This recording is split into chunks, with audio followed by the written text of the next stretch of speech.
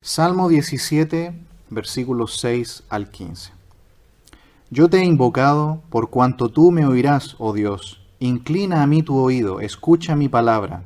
Muestra tus maravillosas misericordias, tú que salvas a los que se refugian a tu diestra, de los que se levantan contra ellos. Guárdame como a la niña de tus ojos, escóndeme bajo la sombra de tus alas. De la vista de los malos que me oprimen, de mis enemigos que buscan mi vida. Envueltos están con su grosura, con su boca hablan arrogantemente. Han cercado ahora nuestros pasos, tienen puestos sus ojos para echarnos por tierra. Son como león que desea hacer presa, y como leoncillo que está en su escondite. Levántate, oh Jehová, sal a su encuentro, póstrales.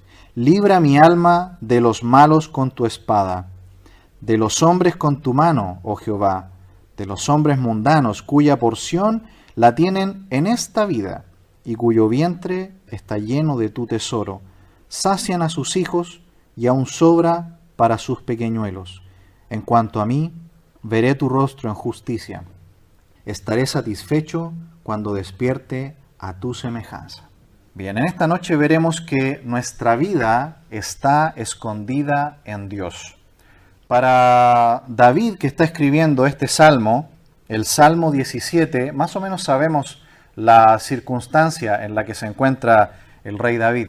Él está en un periodo donde está siendo perseguido por Saúl. El rey Saúl fue el primer rey de Israel, pero fue hallado falto delante de Dios. Y Dios dijo, yo quiero tener un rey conforme a mi corazón. Y mandó a Samuel, el profeta, para que ungiese a David. Dios quería a un hombre conforme a su corazón. Y cuando se entera Saúl de que él ya no va a ser más un rey porque él ha sido malo delante de Dios, él se enfurece y en una ciega envidia y odio comienza a perseguir a David por todo lugar. Y él no lo persigue para hablar con él lo persigue para darle muerte, literalmente para quitarle la vida. Y en ese tiempo es que David escribe esta plegaria a Dios, una plegaria pidiéndole que le cuide, que le proteja. Y ya hemos visto el versículo 15, su conclusión. Básicamente David está diciendo, a pesar de toda persecución y peligro que podamos estar viviendo, nuestras vidas están escondidas en Dios. Pablo escribe Colosenses en el capítulo 3 diciéndoles, si pues habéis resucitado con Cristo, buscad las cosas de arriba, donde está Cristo sentado a la diestra de Dios. Poned la mira en las cosas de arriba, no en las de la tierra, pues habéis muerto y vuestra vida está escondida con Cristo en Dios. Cuando Cristo, vuestra vida, se manifieste, entonces vosotros también seréis manifestados con Él en gloria. Hasta ahí la lectura. Y esta es la misma esperanza que tiene David, si lo notó al final del versículo 15. Él dice, si muero en esta persecución por Saúl, estoy completamente seguro de que despertaré, ¿cómo? Dice el versículo 15. Que el Señor me va a levantar aquel día de los muertos. Hasta ese punto David tiene confianza en Dios en este tiempo en que él está siendo perseguido.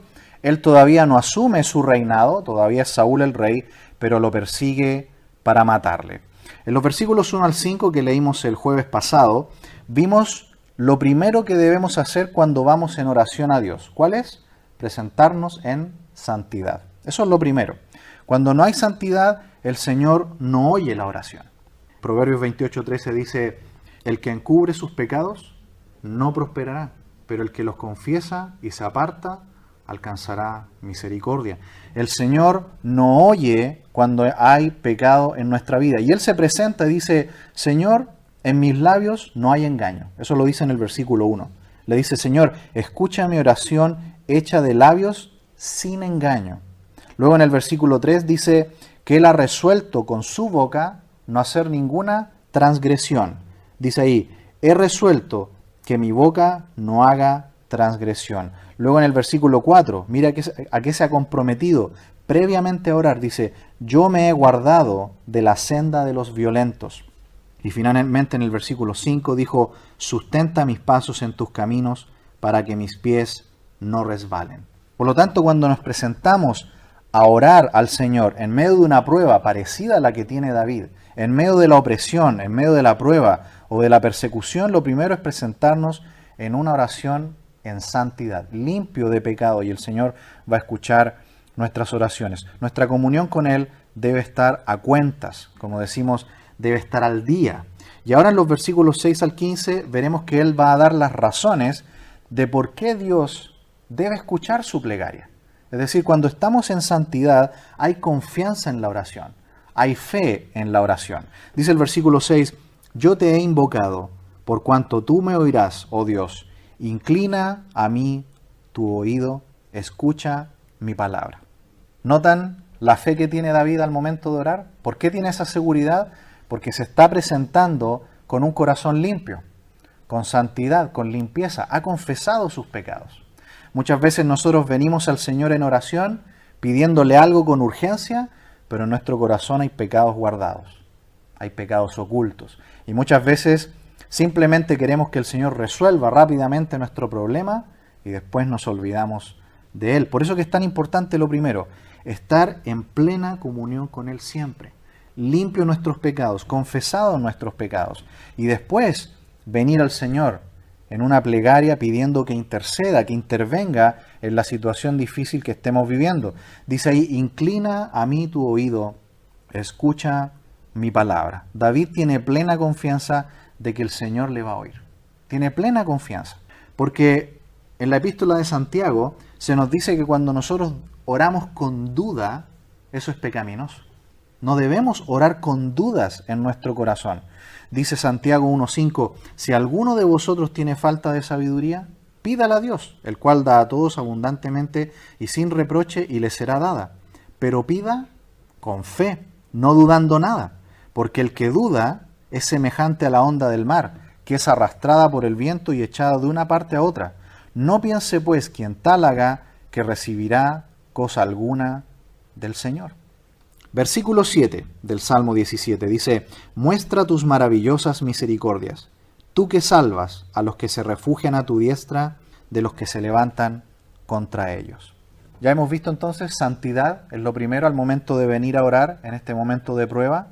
Fe en la obra de Dios, en que Él va a actuar de acuerdo a su voluntad y no de acuerdo a la nuestra. Nosotros a veces pedimos al Señor, Señor, ayúdame, pero quiero que lo hagas de esta manera. ¿No es así? Pero el Señor no quiere eso. El Señor quiere que le pidamos que Él obre de acuerdo a su voluntad. Él va a resolver el problema quizás de una manera diferente a lo que nosotros estamos pidiendo. Por eso que debemos rendirlo todo a Él. Él es Dios y Él sabe más que nosotros. Él sabe mucho mejor cómo resolver la situación y cómo sacarla adelante. Pensemos en la vida de José, que pasó años preso por algo que no había hecho. Años como esclavo. Y de repente fue puesto segundo en Egipto después del faraón. Y ahí él comprendió, años después, cuando sus hermanos llegaron, ahora lo entiendo.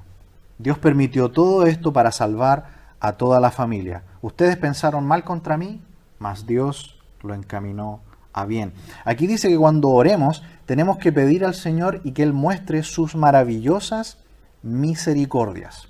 Ya que estamos viendo el libro de Romanos los días domingos, se han dado cuenta ya que el libro de Romanos es pura doctrina hasta el capítulo 11.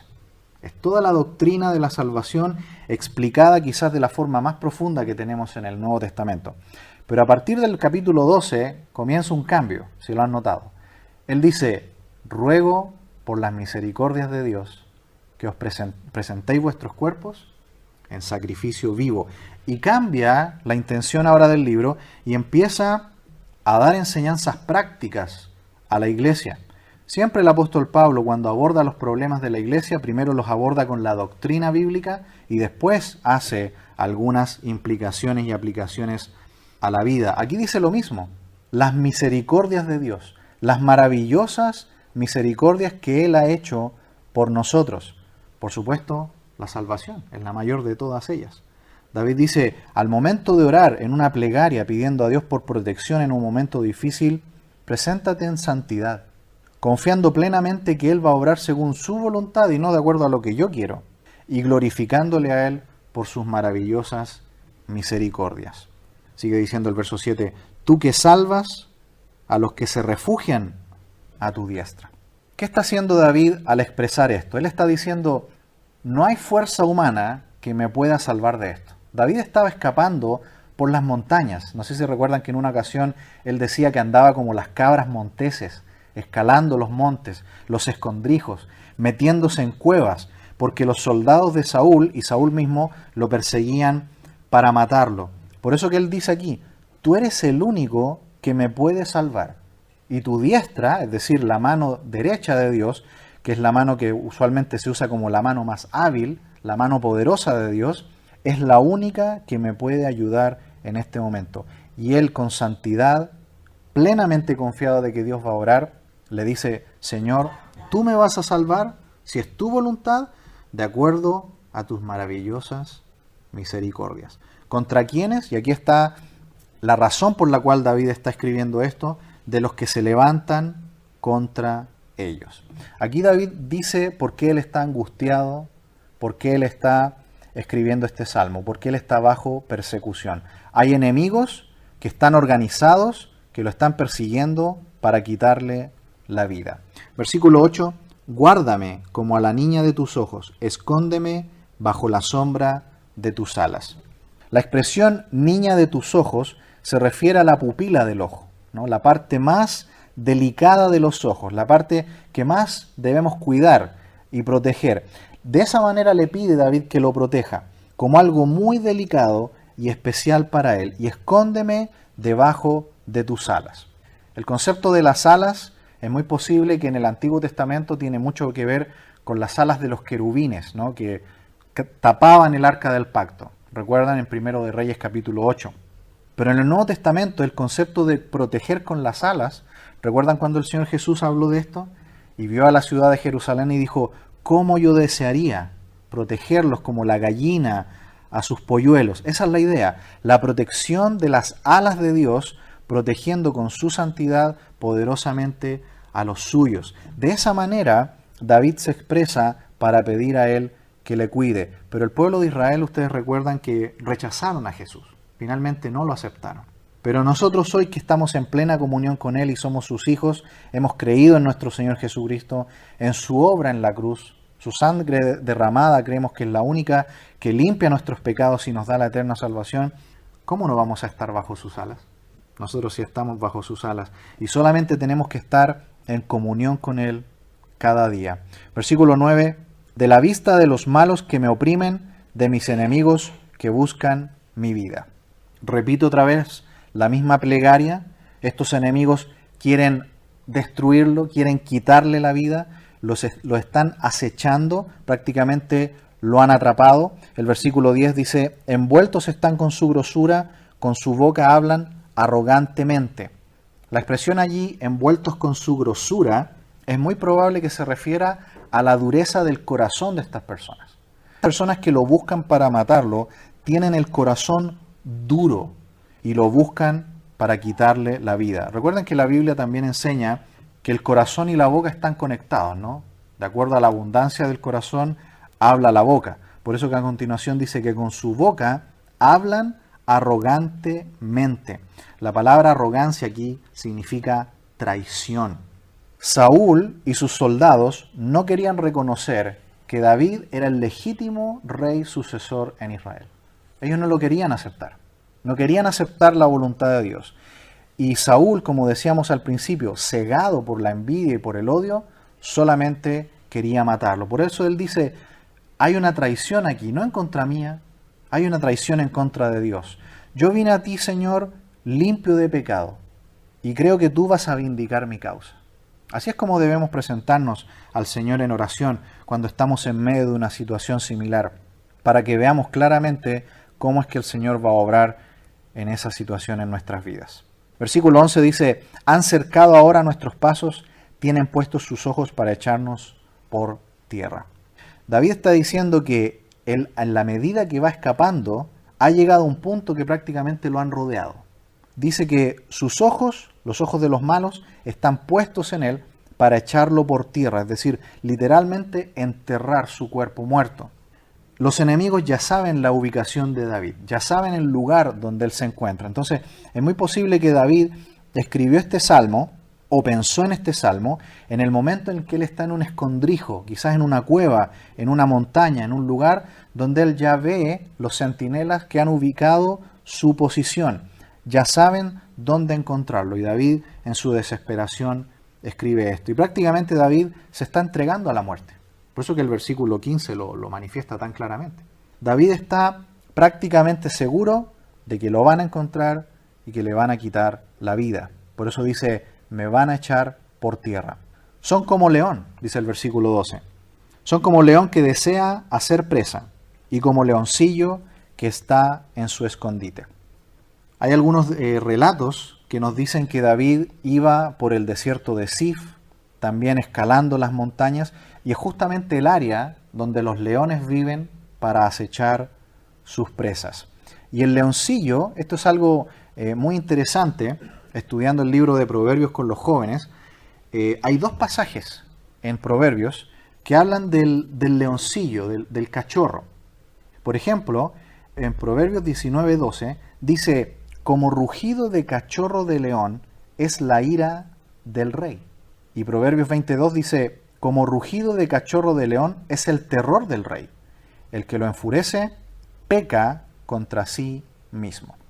Pregunta, ¿qué significa cuando un cachorro de león ruge? ¿Qué le pasa a ese cachorro? Tiene hambre. ¿Quién va a salir a cazar? La leona normalmente, ¿no? La madre es la que sale a cazar. El león también sale, pero muchas veces para comer él mismo. Es decir, cuando el cachorro empieza a rugir, no es que él va a salir a cazar, porque es un cachorro. Es un animal pequeño, indefenso, todavía está siendo cuidado.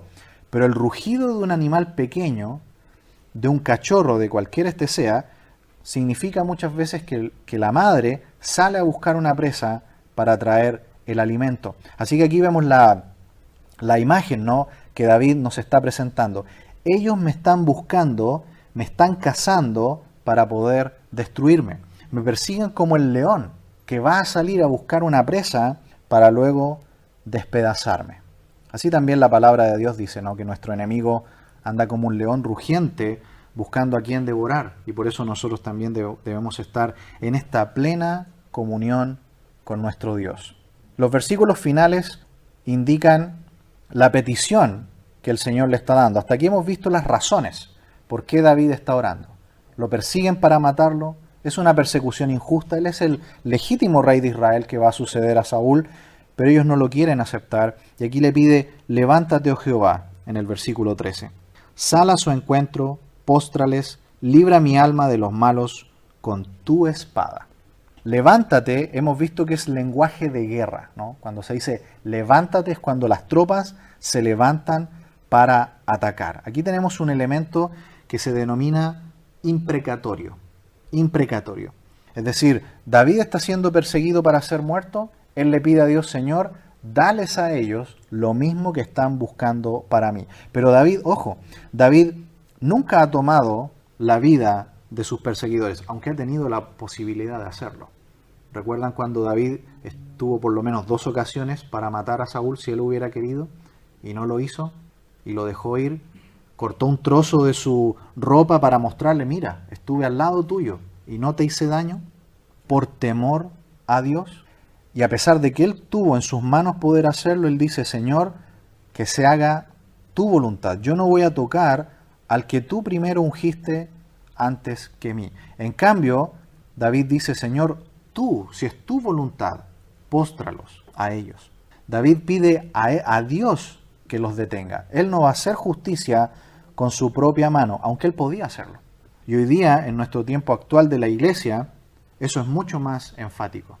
Si usted recuerda cuando Esteban fue apedreado allí en el libro de los Hechos, él no se defendió ni tomó venganza. Él, mientras estaba siendo muerto, apedreado, decía, Padre, no les tomes en cuenta este pecado. No oró un salmo imprecatorio como David acá. También nuestro Señor Jesús, crucificado, dijo, Padre, perdónalos porque no saben lo que hacen. También Pablo, después de ser apedreado en Listra, él dijo, hermanos, es necesario que por muchas tribulaciones entremos en el reino de los cielos. Así que incluso en nuestro periodo actual de la iglesia, nunca hay un pedir por la vida de nuestros enemigos. Porque a diferencia de Israel, la iglesia no somos un país de este mundo, no somos una nación, no somos un reino de este mundo. La iglesia tiene otra naturaleza. La iglesia es un organismo, un cuerpo orgánico de condición celestial. Por eso que en la iglesia, en todo el Nuevo Testamento, nunca vamos a ver que la iglesia va a estar orando un salmo imprecatorio, por ejemplo, pidiendo la vida de nuestros enemigos. Eso nunca va a ser así. Porque la iglesia es el período de la gracia. Por eso que sí, en el tiempo de David vemos que él sí lo pide. Y como lo hemos visto también en el Elipsis, en el tiempo de la gran tribulación, que es un periodo ya después de la iglesia, ahí también sí encontramos peticiones como esta.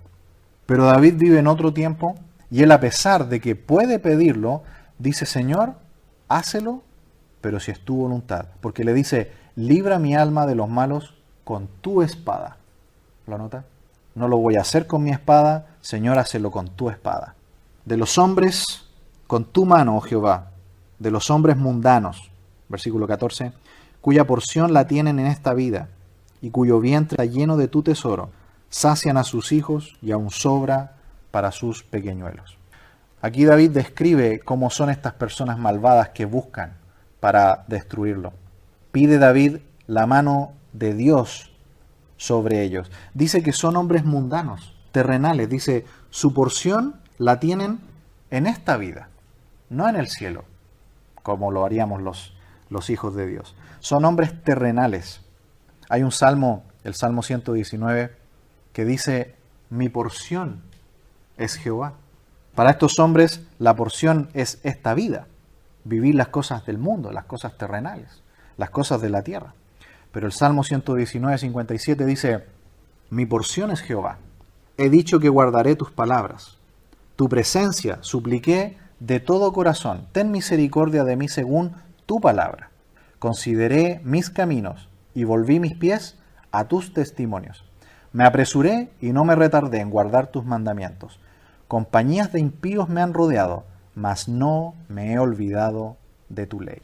Es un hermoso pasaje. Yo le recomiendo, si gusta, lea el Salmo 119 partiendo de este versículo 57 y léalo hasta el 136 inclusive. Coincide de una manera muy extraordinaria con este pasaje donde el salmista está pidiendo lo mismo y diciendo: mi porción es Jehová, no es este mundo. ¿Qué sigue diciendo también acá de estos hombres malvados? Dice: y cuyo vientre está lleno de tu tesoro. El vientre en la Biblia siempre significa lo visceral, los apetitos carnales, las emociones, lo no espiritual. Por ejemplo, en Filipenses 3:18, Pablo dice: porque por ahí andan muchos, de los cuales os dije muchas veces y aún ahora lo digo llorando, que son enemigos de la cruz de Cristo, el fin de los cuales será perdición, cuyo Dios es el vientre y cuya gloria es su vergüenza, que solo piensan en lo terrenal. Hasta ahí la lectura. El vientre, entonces. Estos hombres malvados no buscan a Dios, están buscando a David para matarlo, porque son hombres que solamente buscan satisfacer el vientre, los deseos del mundo. Primera de Corintios también 6:13 habla de los hombres que buscan el vientre, que finalmente para ellos solamente hay juicio. Dice: las viandas para el vientre y el vientre para las viandas, pero tanto al uno como al otro los destruirá Dios. Estas personas malvadas le comunican esto incluso a sus hijos. Dice ahí que sacian a sus hijos y aún sobre sus pequeñuelos. La Biblia nos habla todo lo contrario a nosotros, ¿no? Nosotros a nuestros niños, a nuestros hijos, desde que son pequeños, ¿qué tenemos que hacer? Contarles las maravillas de Dios a nuestros hijos. Al levantarse, al acostarse, al andar por el camino, escribirlo en las puertas, en los dinteles. Los malos hacen lo mismo, pero con la maldad. Lo transmiten a sus hijos. Incluso dice ahí, a los pequeños. Desde la edad más temprana le inculcan la maldad. Esas son las razones por las cuales David pide a Dios que Él intervenga. Son hombres malvados que están en contra de Él y de su voluntad. David termina con el versículo 15 diciendo así: en cuanto a mí, veré tu rostro en justicia. Estaré satisfecho cuando despierte a tu semejanza. David está dando señales de que él cree que no va a pasar de esta vez. Él piensa que va a morir en una emboscada, va a ser encontrado finalmente. Pero él dice: Señor, si me matan, voy a ver tu rostro en justicia. Ver el rostro es una expresión que significa comunión con Dios. En total contraste, ¿no?, con los malos, que su Dios es el vientre, David dice: yo veré el rostro de Dios en santidad, porque si muero, lo haré por mi fe en Él. Y aunque muera, yo sé que mi vida está escondida en Él. Por eso que dice: estaré satisfecho cuando despierte a tu semejanza. Nosotros los hijos de Dios podemos tener plena seguridad que si morimos hoy, ya sea por la persecución de los malvados, como David en esta ocasión, o ya sea simplemente que seamos llevados de este mundo, tenemos la completa y absoluta seguridad de que si hemos creído en Cristo, le veremos a Él y estaremos con Él. Porque tenemos una salvación eterna. Jesús dijo en Juan 10, mis ovejas oyen mi voz y yo las conozco y me siguen. Y nadie las arrebatará de la mano de mi Padre. Somos propiedad de Él. Nadie nos puede quitar esa salvación eterna. Quizás nos pueden arrebatar esta vida, pero la vida eterna jamás. Ya desde el Antiguo Testamento se hablaba de esta esperanza de la salvación. Por ejemplo, de la resurrección. Por ejemplo, en Daniel 12 dice: muchos de los que duermen en el polvo de la tierra serán despertados, unos para vida eterna y otros para vergüenza y confusión perpetua. Los entendidos resplandecerán como el resplandor del firmamento, y los que enseñan la justicia a la multitud como las estrellas a perpetua eternidad. Hasta ahí la lectura. Luego en el Nuevo Testamento tenemos la misma enseñanza, la misma esperanza para todos los santos que han creído en Dios. Pablo en Filipenses 3:20 dice: mas nuestra ciudadanía está, ¿dónde? En los cielos, de donde también esperamos al Salvador, al Señor Jesucristo, el cual transformará el cuerpo de la humillación nuestra para que sea semejante al cuerpo de la gloria suya, por el poder con el cual puede también sujetar a sí mismo todas las cosas. Así que, hermanos amados, hemos visto en esta noche que nuestra vida está escondida en Dios. Y no importa la situación que estemos pasando, esta es la gran verdad. Nuestra vida está escondida en Dios. ¿A quién tenemos que recurrir en completa santidad y en comunión con Él? A Él, pidiéndole a Él que Él intervenga de acuerdo a su voluntad y no de acuerdo a la forma que nosotros queremos que se resuelvan las cosas. Y el Señor va a obrar porque Él nos ama, porque somos sus hijos. Y si un día partimos de este mundo, tenemos plena certeza de que vamos a estar con Él, porque nuestra vida está escondida en Dios.